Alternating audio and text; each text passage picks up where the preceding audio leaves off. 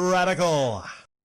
Did a random search for gaming news tonight on the Googles, and I chose you. I chose this to talk about for a couple minutes. Now, Nintendo has made the choice to close their Wii U and 3DS digital shops. Not everybody's happy about that. Most specifically, Video Game History Foundation. They had this tweet, which we will discuss. Our statement on the closure of Nintendo's legacy digital shops. While it is unfortunate that people won't be able to purchase digital 3DS or Wii U games anymore, we understand the business reality that went into this decision. What we don't understand is what path Nintendo expects its fans to take should they wish to play these games in the future. As a paying member of the Entertainment Software Association, Nintendo actively funds lobbying that prevents even libraries from being able to provide legal access to these games. Not providing commercial access is understandable, but preventing institutional work to preserve these titles on top of that is actively destructive to video game history. We encourage ESA members like Nintendo to rethink their position on this issue and work with existing institutions to find a solution. Here's my thoughts on it. There is a lot of work that goes into preserving video games. Maybe not some of these, crap vaporware titles. Not every single game needs to be preserved. But when you think Nintendo, you think quality gaming experiences. Nintendo is one of those companies where people would like to preserve their games. To be able to, do compilations, 100 best games of all time. Nintendo would take up a lot of slots on that list.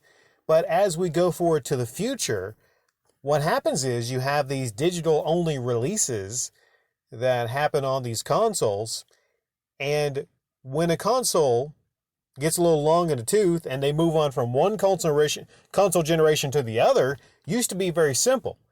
Hey, NES, moving on from NES to SNES, no biggie. No biggie. If you wanted to get these and preserve these titles, guess what? The hardware and the carts.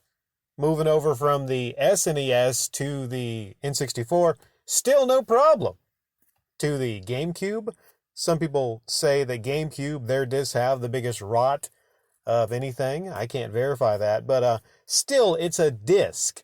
Not quite as, I would say, probably rock solid as a cart, but these ROMs are dropped actually because preservation is very important. Now, it's kind of ironic that Nintendo doesn't seem to care about the preservation of video games. I mean, being freaking Nintendo, in essence, not really caring about the art of these video games. Imagine if this was the movie industry. Every single movie, even the crap movies, nowadays they're preserved, whether it be in digital form or on film. All the movies get preserved. Same thing with music. All the music gets preserved. I mean, a lot of it gets actually, illegally downloaded, but that's a different discussion for another day. Music, movies, those things are always going to be, for the most part, preserved. But now when it comes to games, you're going to have all these games come out that, are experiences.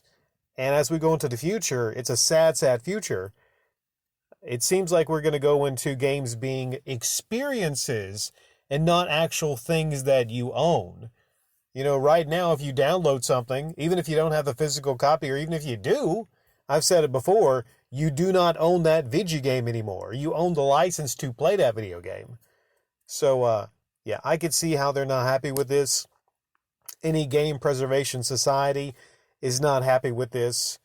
So, this is not even a situation where you could actually get someone like YouTuber John Hancock to actually fix the situation and build a game museum for all these games because they're digital. You can't build an actual game museum because they're all digital. And one last thing, they allude to it in this tweet. Nintendo, how are we supposed to, if we're, loyal fans to you, how can we actually access these games legally? The answer is you can't. Nintendo is trying to make turn people into pirates.